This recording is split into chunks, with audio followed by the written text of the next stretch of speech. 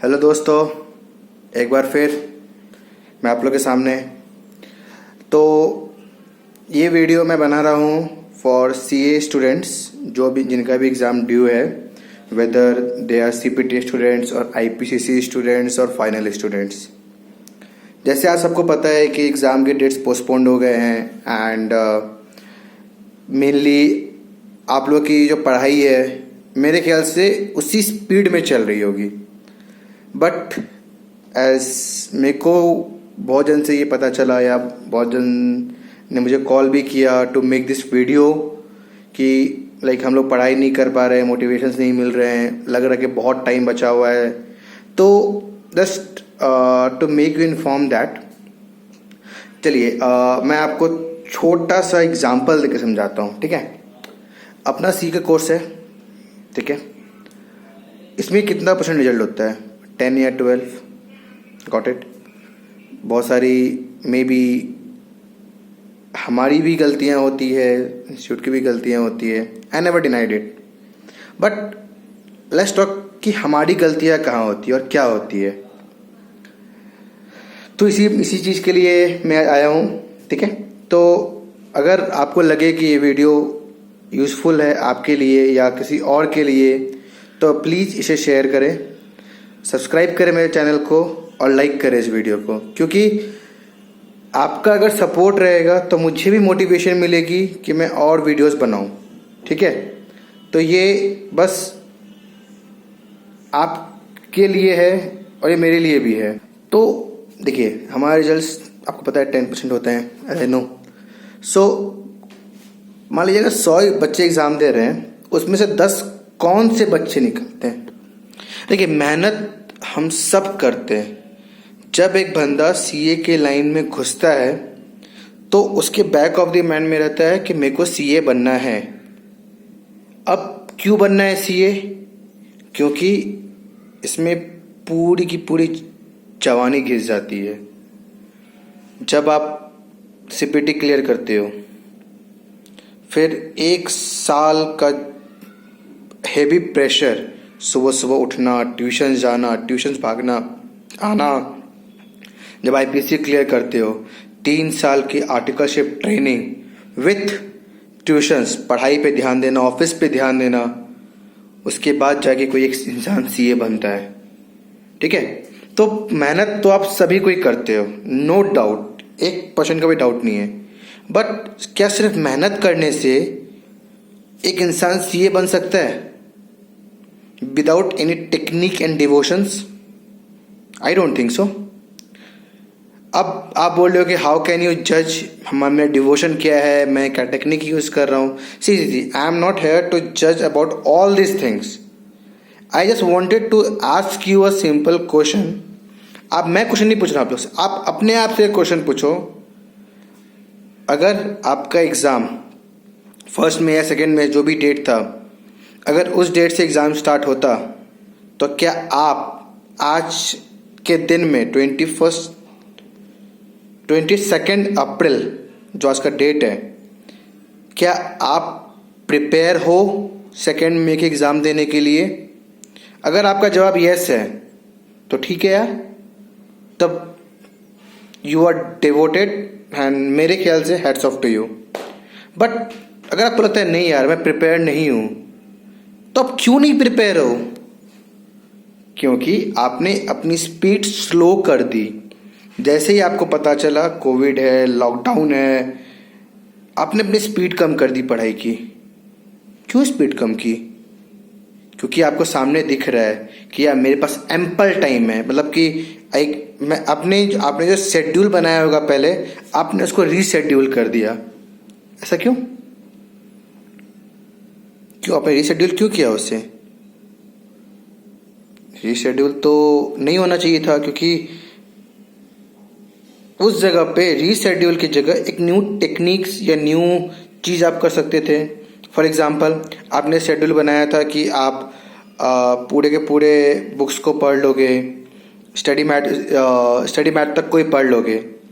But आपके schedule में missing था कि आप क्वेश्चन पेपर सॉल्व नहीं कर पाओगे, या लास्ट 10 ईयर्स 5 ईयर्स से क्वेश्चन पेपर जो भी होते हैं वो सॉल्व नहीं कर पाओगे, या जो इंस्टीट्यूट्स जो ट्यूशन सेंटर्स में आप पढ़ते हो उनके जो क्वेश्चन पेपर होते हैं वो आप नहीं कर पाओगे, या फॉर एग्जांपल आप किसी सम्स का रिटर्न प्रैक्टिस नहीं कर पाओगे, तो अब आपको वो सब शेड्यूल में ऐड करना था सो दैट आपकी कवरेज 100% होती। एग्जाम्पल लेता हूँ, सीए फाइनल का एक सब्जेक्ट है डीटी, डायरेक्ट टैक्स, जिसको रिवीजन 100% रिवीजन करना एग्जाम से एक दिन पहले या 3 दिन, अगर आपको 3 दिन में मिल जाएंगे ना, आपका 100% सिलेबस कंप्लीट होना बहुत मुश्किल होता है। घिस जाता है इंसान अगर वो अच्छे से रिवीजन करे तो। आप यही टाइम था, यही टाइम है आपका, अभी भी टाइम बचा हुआ आपका, यही टाइम है आपके पास जो आप इसको और रिकवर कर सकते हो। आपके पास टाइम है। आप बैक ऑफ द माइंड में ये मत लेके चलो कि मेरे पास समय है, आप ये लेके चलो कि मेरे पास टाइम नहीं है, मेरे को बहुत कुछ करना है। अपने स्पीड को उसी पेस में रहने दो। अगर आपकी स्पीड पहले स्लो थी उसको फास्ट करो, और आपकी फास्ट थी तो उससे उसी स्पीड में रहने दो, बट आप उस लेवल में फोकस करो जिससे कोई आपको बीट नहीं कर सकता। लोग रैंक होल्डर्स कैसे होते हैं? रैंक होल्डर जो है, क्या वो एक इंसान ही तो होता है, एक स्टूडेंट ही तो होता है? क्या उसका दिमाग बहुत तेज होता है क्या? नहीं। रैंक होल्डर्स जो भी होते हैं वो टेक्निक्स का यूज़ करते हैं, वो टाइम का यूटिलाइजेशन करते हैं, वो अपनी स्पीड को कम नहीं होने देते। जो स्टूडेंट लोग पास होते हैं उनमें क्या होता है, हम लोग सोचते हैं कि यार ये बंदा पर ट्यूशन पढ़ नहीं पढ़ा, कभी नहीं पढ़ा, पर ये बंदा पास कैसे हो गया? क्योंकि उसने एट द लास्ट जो मेन टाइम होता है पढ़ने का, उसमें उसने अपना फोकस रखा, कंटिन्यूअस फोकस रखा, अपनी स्पीड को कम नहीं होने दी। तो मेरे सभी सीए स्टूडेंट भाई और बहनों से एक ही रिक्वेस्ट है, बस स्मॉल रिक्वेस्ट, आप अपनी स्पीड को कम ना होने दें। नए नए चीज़ को ऐड करें कि मेरे को ये भी देखना है, मेरे को ऐसे पढ़ना है, मेरे को और कुछ चेक करना है क्या। जैसे फॉर एग्जांपल आपने किसी भी चैप्टर्स के 10 सम प्रैक्टिस किए, आपके पास टाइम आया, आप 20 सम प्रैक्टिस करो।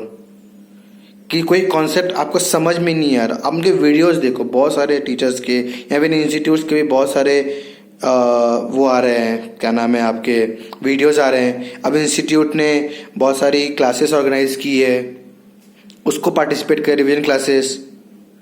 तो आपको टेक्निक में एडिशन लाना है, आपको अपनी स्पीड स्लो नहीं करनी है, because this is the right time to utilize it. Because बहुत सारे स्टूडेंट ऐसे हैं जो अपनी स्पीड को उसी पेस में रख रहे हैं और बहुत कुछ नए एडिशंस कर रहे हैं, मतलब कंपटीशन हाई है।